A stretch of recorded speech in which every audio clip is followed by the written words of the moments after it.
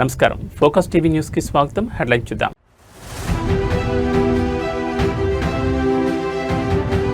Bihar CM పదవికి నితీష్ కుమార్ రాజీనామా. Governor కలిసి రాజీనామా అందించిన నితీష్.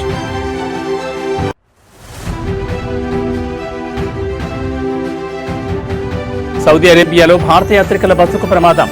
డీజిల్ ట్యాంకర్ను ఢీకొనడంతో 42 మంది సజీవ దహనం.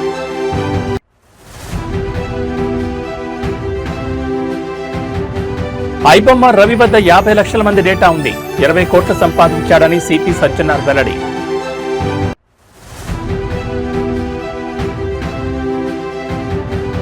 అల్లూరులో మరో ఆశ్రమ పాఠశాలలో ఫుడ్ పాయిజన్ బారిన పడిన 22 మంది బాలికలు. ఇక డీటెయిల్స్ చూస్తే బీహార్ ముఖ్యమంత్రిగా నితీష్ కుమార్ కొనసాగుతారని బీహార్ బీజేపీ అధ్యక్షుడు దిలీప్ జైస్వాల్ ప్రకటించారు. 10వసారి ముఖ్యమంత్రిగా ప్రమాణ స్వీకారం చేయనున్న నితీష్ కుమార్ కు ఆయన శుభాకాంక్షలు తెలిపారు. ఈ నెల 20వ తేదీన పాట్నా గాంధీ మైదానంలో నితీష్ కుమార్ ప్రమాణ స్వీకారం చేయనున్నట్లు ప్రకటించారు. అనంతరం నితీష్ కుమార్ సీఎం పదవికి రాజీనామా చేసి గవర్నర్ ఆరిఫ్ మహ్మద్ ఖాన్ కు రాజీనామా పత్రాన్ని కేబినెట్ రద్దు తీర్మానాన్ని అందించారు. నితీష్ కుమార్ రాజీనామాను గవర్నర్ ఆమోదించారు. తదుపరి ప్రభుత్వం ఏర్పాటయ్యేంత వరకు నితీష్ కుమార్ ఆపద్ధర్మ ముఖ్యమంత్రిగా కొనసాగుతారని గవర్నర్ తెలిపారు. రేపు ఉదయం 10 గంటలకు బీజేపీ శాసనసభాపక్ష సమావేశం జరగనుంది. ఈ సమావేశంలో ఎమ్మెల్యేలు పార్టీ శాసనసభాపక్ష నేతను ఎన్నుకోనున్నారు. అనంతరం ఎమ్మెల్యేలంతా ఏకగ్రీవంగా కూటమి తరపున సీఎంగా నితీష్ ని ఎన్నుకోనున్నారు. కాగా ఇటీవల బీహార్లో జరిగిన అసెంబ్లీ ఎన్నికల్లో ఎన్డీఏ కూటమి 202 స్థానాలు గెలిచింది. ఈ ఎన్నికల్లో మహాగఠబంధన్ కూటమి ఘోర పరాజయాన్ని చవిచూసిన విషయం తెలిసిందే. బీజేపీకి గెలుపు అసాధ్యమనుకున్న అలీనగర్లో 25 ఏళ్ల మైథిలి ఠాకూర్ గెలవడం అందరినీ ఆశ్చర్యానికి గురిచేసింది. కాగా నితీష్తో పాటు మంత్రులుగా ఎవరెవరు ప్రమాణ స్వీకారం చేస్తారన్న విషయంపై ఇంకా స్పష్టత రావాల్సి ఉంది.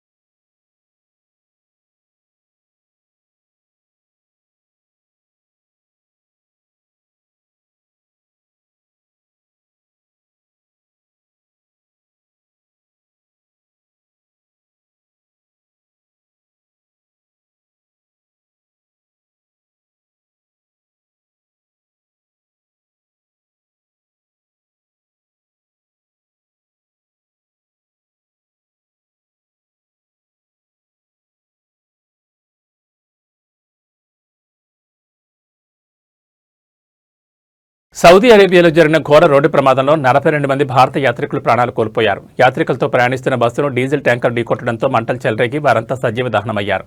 ఈ ఘటనలో మరణించిన వారిలో ఎక్కువ మంది హైదరాబాద్ నగరానికి చెందిన వారే ఉన్నట్లు ప్రాథమిక సమాచారం అందుతోంది. పవిత్ర మక్కా యాత్రను ముగించుకుని యాత్రికులు బస్సులో మదీనా నగరానికి బయలుదేరారు. ఈ క్రమంలో వారి బస్సును ఎదురుగా వస్తున్న డీజిల్ ట్యాంకర్ బలంగా ఢీకొట్టింది. దీంతో ఒక్కసారిగా మంటలు చెలరేగి బస్సు మొత్తం వ్యాపించాయి. ప్రమాద తీవ్రతకు బస్సులో ఉన్న ప్రయాణికులు బయటకు రాలేకపోయారు. ఈ దుర్ఘటనలో 20 మంది మహిళలు, 11 మంది చిన్నారులు సహా మొత్తం 42 మంది అక్కడికక్కడే మరణించినట్లు ఆంగ్ల మీడియా కథనాలు వెల్లడించాయి. ప్రమాద విషయం తెలియగానే సౌదీ అధికారులు సహాయక చర్యలు చేపట్టారు. మృతుల వివరాలను గుర్తించే పనిలో నిమగ్నమయ్యారు. ఈ విషాద ఘటనతో వారి కుటుంబ సభ్యులు తీవ్ర ఆందోళనకు గురవుతున్నారు. ఈ ఘటనపై పూర్తి వివరాలు ఇంకా తెలియాల్సి ఉంది.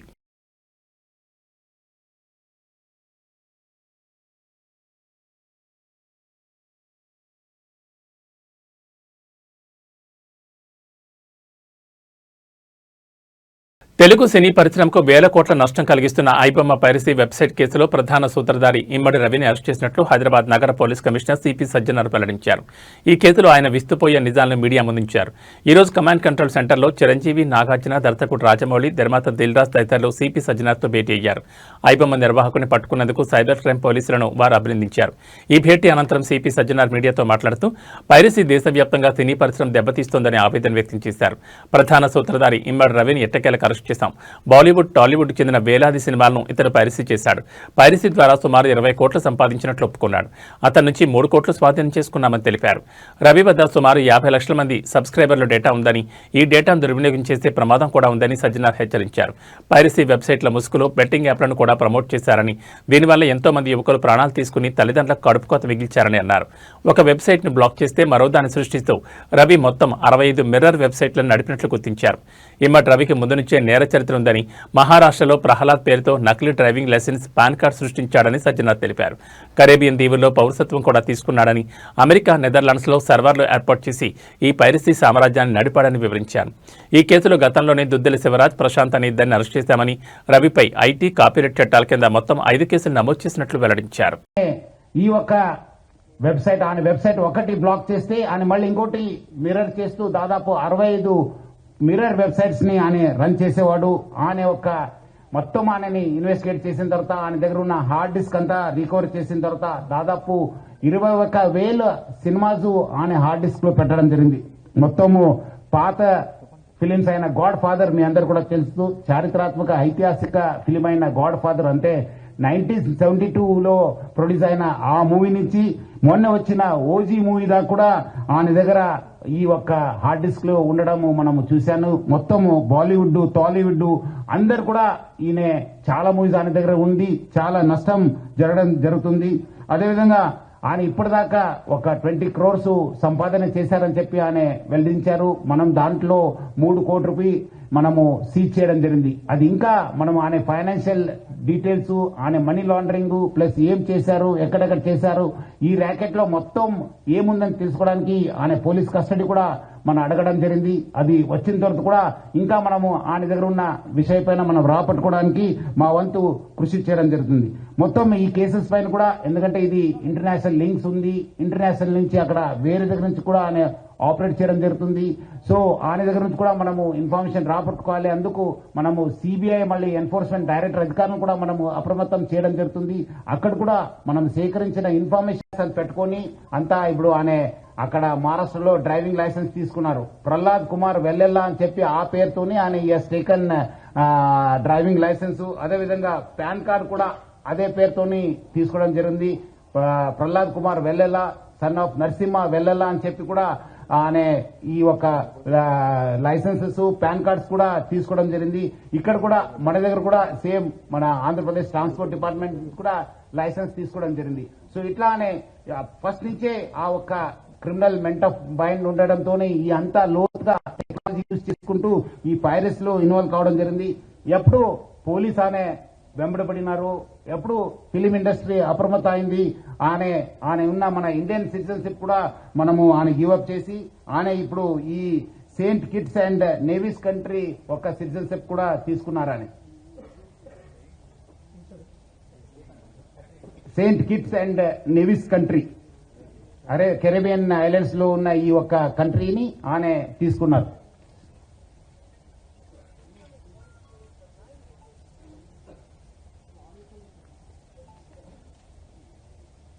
అదేవిధంగా ఆయన అక్కడ ఫ్రాన్స్ లో ఉంటూ మొత్తము Netherlands, Switzerland, USA, Thailand, France, Dubai లో బాగా తిరిగేవాళ్ళు.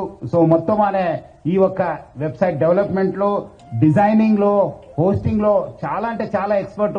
అంటే చాలా సంవత్సరం నుంచి ఆ ఒక విద్యాన్ని నేర్చుకొని ఈ ఒక నాలెడ్జ్ ని పెంచుకొని ఇదంతా ఐబొమ్మ, బొప్పం టీవీని ప్రమోట్ చేయడం జరుగుతుంది. 2019 నుంచి ఈ ఒక ఐబొమ్మ వెబ్సైట్ ని స్టార్ట్ చేసి మొత్తం అనే సర్వర్స్ అంతా అమెరికా, స్విట్జర్లాండ్స్ లో పెట్టడం జరుగుతుంది, నెదర్లాండ్స్ లో పెట్టడం జరుగుతుంది. మొత్తం అనే 110 డొమైన్స్ ని ఆయన పర్చేస్ చేశారు. పోర్క్బన్ కంపెనీ అని చెప్పి దాని ద్వారా ఆయన 110 డొమైన్స్ ని పర్చేస్ చేయడం జరుగుతుంది. ఒక డొమైన్ ను మనం బ్లాక్ చేస్తే నెక్స్ట్ ఇంకోటి డొమైన్ ఓపెన్ చేసేది. సో ప్రతిదాని కూడా ఒక లింక్ పెట్టుకుని ప్రతిదాని కూడా ఒక స్కీమ్ పెట్టుకొని అని ఒక పైరసీ ర్యాకెట్ ని చేయడం జరుగుతుంది. అదేవిధంగా మనము ఓటీటీ ఫిలిమ్స్ లో ఉన్నది కూడా ఆయన యూస్ టు మంచి క్వాలిటీ చేసేసి ఆయన అప్లోడ్ చేసేవాడు ఆయన ఒక వెబ్సైట్ లో. దానివల్ల కూడా బాగా కొత్త టెక్నాలజీ యూజ్ చేసుకుని స్క్రీన్ రికార్డింగ్ చేసి దాన్ని కూడా ఎడిట్ చేసి ఈ ఒక మూవీస్ అన్ని కూడా అప్లోడ్ చేసేవాడు. అదేవిధంగా కొత్త మూవీస్ కూడా సీక్రెట్ కెమెరాస్ పెట్టి టెక్నాలజీ యూజ్ చేసి కొంచెం హై ఎండ్ టెక్నాలజీ యూజ్ చేసి కూడా ఆయన రిలీజ్ చేసేవాళ్ళు. ఇదంతా కూడా ఆయన ఒక జూబ్లీహిల్స్ ఎన్నికల్లో బీఆర్ఎస్ ఓటమి తర్వాత కవిత చేసిన వ్యాఖ్యలపై ఆ పార్టీ నేతలు ఒక్కొక్కరుగా స్పందిస్తున్నారు. కవిత టార్గెట్ గా విమర్శలు, ఆరోపణలు చేస్తున్నారు. తాజాగా బీఆర్ఎస్ ఎమ్మెల్యే కేపీ వివేకానంద సంచలన వ్యాఖ్యలు చేశారు. కవితకు గత 10 ఏళ్లలో ఎంపీగా, ఎమ్మెల్సీగా పదవులు అనుభవించినప్పుడు కనిపించని సమస్యలు ఇప్పుడే కనిపిస్తున్నాయని ప్రశ్నించారు. ఆమె ఎవరిని సంతోషపెట్టడానికి, ఎవరికి ప్రయోజనం కలిగించడానికి, ఏ పార్టీకి లాభం చేకూర్చడానికి ఇలాంటి వ్యాఖ్యలు చేస్తున్నారని అడిగారు. జూబ్లీహిల్స్ ఫలితాల తర్వాత వ్యంగ్యంగా కామెంట్లు చేయడం, కృష్ణార్జునులు అంటూ సెటైర్లు వేయడం ఎవరిని సంతోషపెట్టడానికని ప్రశ్నించారు. కవిత కాంగ్రెస్ పార్టీ ట్రాప్లో పడ్డారని ఆరోపించారు. మరి ఎన్నికల్లో ఫలితాలు వచ్చిన తర్వాత ఈ రకమైన విశ్లేషణ చేసి మమ్మల్ని దూషించడం, మమ్మల్ని తప్పుపట్టడం, కృష్ణార్జునులు అని చెప్పి ఒకరిపైన ఒకరిని వ్యంగ్యాస్త్రాలు చేసి సెటైర్లు వేసి ఎవరిని సంతోషపెట్టడానికి కాంగ్రెస్ పార్టీ ఒక నెరేటివ్ లో ఒక ట్రాప్ లో పడ్డదని చెప్పి స్పష్టంగా ప్రజలందరూ కూడా నమ్ముతా ఉన్నారు. ఆశ్చర్యం అంటే ఆశ్చర్యం కలుగుతా ఉన్నది, ఆశ్చర్యాన్ని కలిగిస్తా ఉన్నాయి. అసలు 10 సంవత్సరాల కాలం పాటు వారు ఎంపీగా, ఎమ్మెల్సీగా మరి పదవిలో ఉన్నప్పుడు కనబడిన తప్పులు ఈరోజు ఎందుకు కనిపిస్తున్నాయి అని ఒక ప్రశ్న తెలంగాణ సమాజం అందరి మనసులో ఉత్పన్నమవుతా ఉన్న సంగతి నేను సందర్భం గుర్తు చేస్తా ఉన్నాను. వారు ఎవరికి సంతోషపెట్టడానికి, ఎవరికి ప్రయోజనం కలిగించడానికి, ఏ పార్టీకి లాభం చేకూర్చడానికి ఈ వ్యాఖ్యలు చేస్తుందో ఒక్కసారి కవితక్క గారు ఆత్మవిమర్శ చేసుకోవాల్సిన అవసరం ఉందని చెప్పేసి ఈరోజు బీఆర్ఎస్ పార్టీ అభిప్రాయపడుతూ ఉన్నది. ఆంధ్రప్రదేశ్ రాష్ట్రంలోని రైతులకు శుభవార్త. అన్నదాత సుఖీభవ మరియు పీఎం కిసాన్ పథకాల 2వ విడత నిధుల విడుదలకు సిద్ధమైంది ప్రభుత్వం. ఈ నిధుల విడుదలపై రాష్ట్ర వ్యవసాయ శాఖ చర్యలు వేగవంతం చేసింది. ఈ నేపథ్యంలో వ్యవసాయ శాఖ మంత్రి అచ్చెన్నాయుడు అధికారులతో సమీక్ష నిర్వహించారు. టెలికాన్ఫరెన్స్ ద్వారా వ్యవసాయ శాఖ ముఖ్య కార్యదర్శి, డైరెక్టర్, అన్ని జిల్లాల వ్యవసాయ శాఖ జేడీలకు మంత్రి మార్గదర్శకాలు జారీ చేశారు. ఈ నెల 19వ తేదీన అన్నదాత సుఖీభవ పథకం నిధులు విడుదల చేయనున్నారు. అదే రోజున పీఎం కిసాన్ పథకం కింద కేంద్ర ప్రభుత్వం కూడా రైతుల ఖాతాల్లో నిధులు జమ చేయనుంది. వైఎస్ఆర్ జిల్లా కమలాపురం నియోజకవర్గంలో ముఖ్యమంత్రి నారా చంద్రబాబు నాయుడు ఆధ్వర్యంలో కార్యక్రమం నిర్వహించనున్నారు. ఇక సమీక్ష సమావేశంలో మంత్రి అచ్చెన్నాయుడు కీలక నిర్ణయాలు తీసుకున్నారు. చనిపోయిన రైతుల వారసులకు డెత్ మ్యూటేషన్ చేసి పథకం వర్తించేలా చర్యలు తీసుకుంటున్నారు. ఎన్పీసీఏలో ఇన్యాక్టివ్గా ఉన్న ఖాతాలను యాక్టివేట్ చేయాలని ఆదేశాలిచ్చారు. అర్హత ఉన్న రైతులు సులభంగా రిజిస్టర్ చేసుకునేలా ఆన్లైన్ వ్యవస్థను సింప్లిఫై చేయాలని సూచించారు. ఈ విడతలో మొత్తం లబ్ధిదారుల సంఖ్య 46,62,904 మంది రైతులుగా ఉంది. రైతులకు జమ అయ్యే మొత్తం 7,000. ఇందులో రాష్ట్ర ప్రభుత్వం 5,000, కేంద్ర ప్రభుత్వం 2,000 చొప్పున జమ చేయనున్నారు. 2 పథకాల కింద విడుదలయ్యే మొత్తం నిధులు 3,77,77 కోట్లు. ఇక రాష్ట్ర ఆర్థిక వ్యవస్థకు రైతు బలం. అర్హులైన ప్రతి రైతుకు పథకం లబ్ధి అందేలా అధికారులు సమగ్ర ప్రణాళికతో పనిచేయాలి అని అధికారులను ఆదేశించారు మంత్రి అచ్చెన్నాయుడు.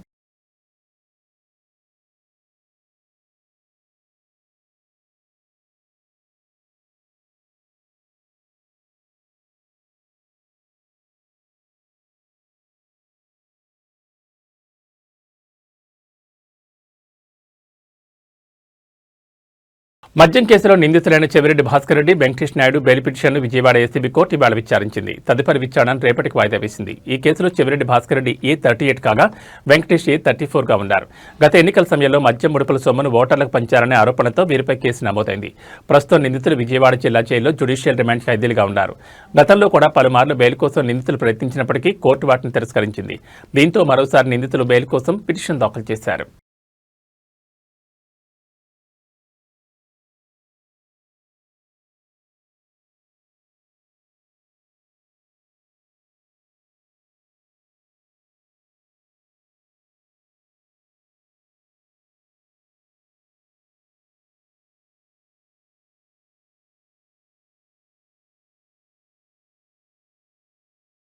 అల్లూరు సీతారామరాజు జిల్లాలోని మరో గిరిజన ఆశ్రమ పాఠశాలలో ఫుడ్ పాయిజన్ ఘటన వెలుగులోకి వచ్చింది. వివరాలకు వెళ్తే జిల్లాలోని కొయ్యూరు మండలం రాజేంద్రపాలెం ఆశ్రమ పాఠశాలలో ఫుడ్ పాయిజన్ జరిగింది. దీనివల్ల అక్కడ ఉంటున్న 22 మంది బాలికలు బాధితులుగా మారారు. వాంతులు విరేచనాలతో బాధపడ్డారు. వారిని పాఠశాల సిబ్బంది చికిత్స నిమిత్తం ఆసుపత్రికి తరలించారు. ఆసుపత్రిలో వైద్యులు వారికి చికిత్సను అందిస్తున్నారు. ప్రస్తుతం విద్యార్థుల ఆరోగ్యం నిలకడగానే ఉందని అధికారులు తెలిపారు. ఘటనపై విచారణకు ఆదేశించారు. అయితే నవంబర్ 13న అల్లూరు సీతారామరాజు జిల్లాలోని చీకేవీధి మండలం జర్రెల గిరిజన ఆశ్రమ పాఠశాలలో ఫుడ్ పాయిజన్ ఘటన జరిగింది. రాత్రి భోజనం తర్వాత విద్యార్థులు వాంతులు కడుపు నొప్పితో విలవెల్లాడారు. 29 మంది విద్యార్థులకు సీరియస్ కావడంతో తక్షణమే వారిని స్థానిక ఆసుపత్రికి తరలించి చికిత్స అందించారు.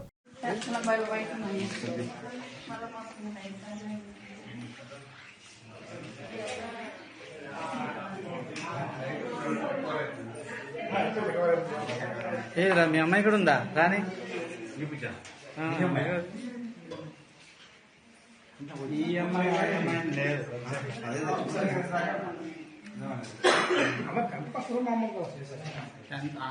అందరూ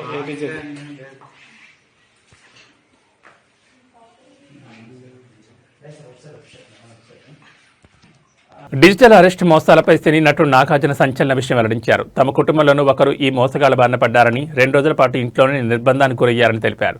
విషయాన్ని పోలీసుల దృష్టికి తీసుకెళ్లేలోపు మోసగాలు తప్పించుకున్నారని పేర్కొన్నారు. ఈ మేరకు సోమవారం హైదరాబాద్ సిపి సజ్జనార్తో భేటీ తర్వాత జరిగిన మీడియా సమావేశంలో నాగార్జున ఈ వివరాలు వెల్లడించారు. ఐ రిమెంబర్ మా ఇంట్లో కూడా, మా ఫ్యామిలీలో కూడా just about 6 months back 7 months back ఇదే జరిగింది. ఆల్మోస్ట్ ఇంట్లో ఫ్యామిలీ మెంబర్ని ఒక డిజిటల్ అరెస్ట్లో ఆల్మోస్ట్ 2 days పెట్టారు. ఇదే సేమ్ ఒక ఆర్గనైజేషన్ ఇస్ డన్ సో వాళ్ళు ట్రాక్ చేస్తారు, వీక్నెస్ చూసుకుంటారు, ఎలా పట్టుకోవాలి, వీళ్ళని ఎలా చేయాలి అని చేసి, and they have all the details, credit card account details, everything. And కేవలం మనం తెలియకుండా ఏదో ఒక వెబ్సైట్ ఏదో దొరికింది, ఇది ఇంట్రెస్టింగ్గా ఉందని చెప్పి వెళతాం. ఇది సినిమాలు చూపించడం అనేది it is a big trap. అది వాళ్ళకేదో మీకు ఫ్రీగా సినిమాలు చూపించాలని కాదు, వాళ్ళకి దీని వెనకాల చాలా పెద్ద ప్లాన్ ఉంది. To make thousands of crores. This 20 crores అన్న సజ్జనార్ గారు అన్నది is a very small amount వాళ్ళకి. అండ్ 3 కోట్లు దొరికిందన్నారు, నాకు తెలిసి వాళ్ళకి జస్ట్ చేంజ్ అది. సో అండ్ నేను ఇంట్లో అప్పుడు మా family member had to approach the police. నాకు ఇలా జరుగుతుంది అంటే ఇమీడియట్గా when police came on line వచ్చినగానే వాళ్ళు 1 సెకండ్లో మాయమైపోయారు. వాళ్ళని ట్రేస్ చేయడం కూడా కుదరలేదు. తర్వాత అంత పకడ్బందీగా ఉన్నారు. సో తిరుమల శ్రీ వెంకటేశ్వర స్వామివారిని మెగా హీరో సాయి ధరమ్ తేజ్ దర్శించుకున్నారు. ఇవాళ ఉదయం వీఐపీ బ్రేక్ సమయంలో ఆయన శ్రీవారి సేవలో పాల్గొని మొక్కులు తీర్చుకున్నారు. స్వామివారి దర్శనానంతరం రంగనాయక మండపంలో వేద ఆశీర్వచనంతో అధికారులు తీర్థప్రసాదాలు అందజేశారు.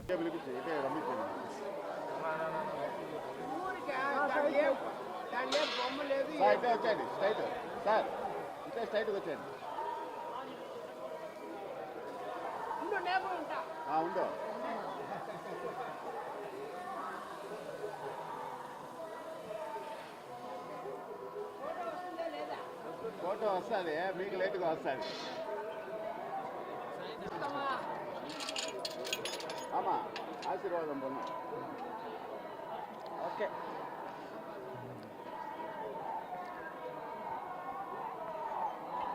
చూసుకుందా.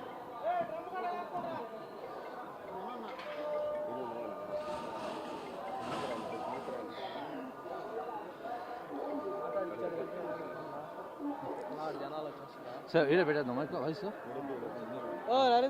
జనాలు వచ్చేస్తారా అవన్నీ అడగకూడదు.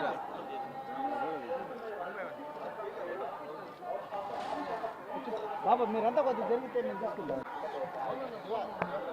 ఏం మోహన్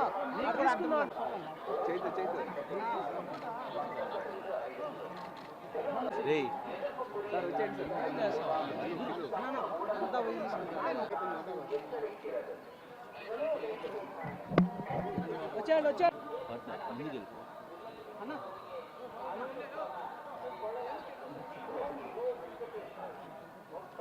చేతు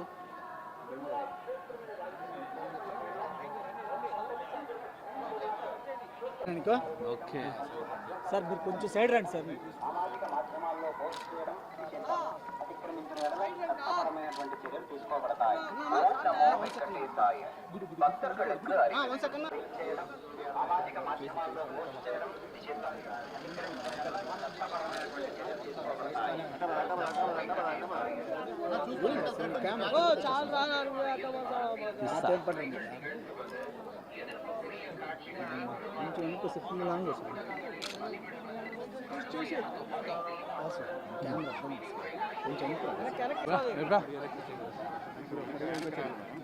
ఓకే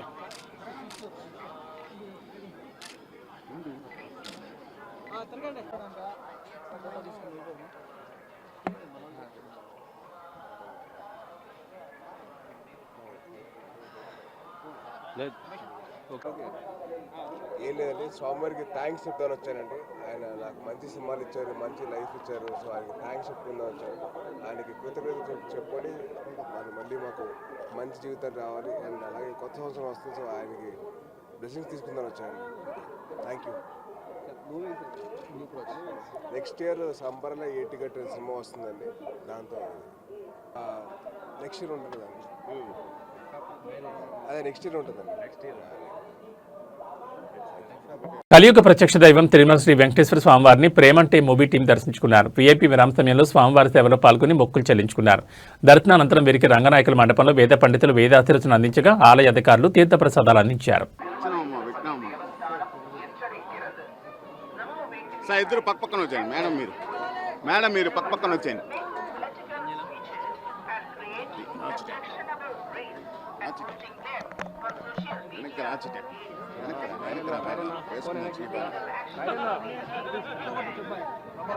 విశ్వ ఎందోను అది వేసుకు ఇప్పుడే.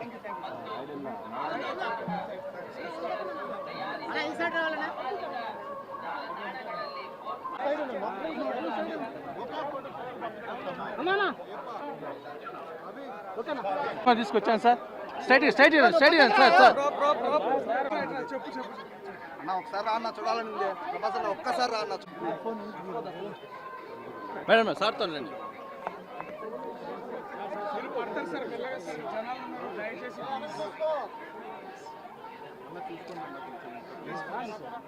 మాకు అలవాటే, మీరు రండి నాకు సార్.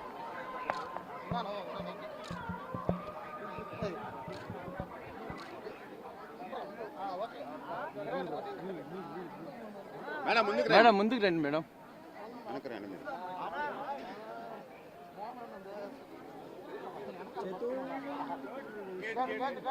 తీమని చెప్పు.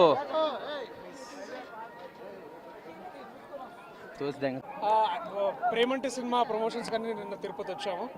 సో తిరుపతి వస్తే ఖచ్చితంగా తిరుమల రావాలని అందరికీ ఉంటుంది. సో తిరుమల ఇవాళ మార్నింగ్ ఇప్పుడే దర్శనం బాగా జరిగింది. ఆలయ కమిటీ అందరికీ, తర్వాత మాకు హెల్ప్ చేసిన అందరికీ కూడా చాలా చాలా థ్యాంక్స్. చాలా బాగా జరిగింది. థ్యాంక్ యూ సో మచ్ అందరికీ. నెక్స్ట్ ఒకటే ప్రేమంటే 21వ తారీఖు రిలీజ్ కాబోతుంది.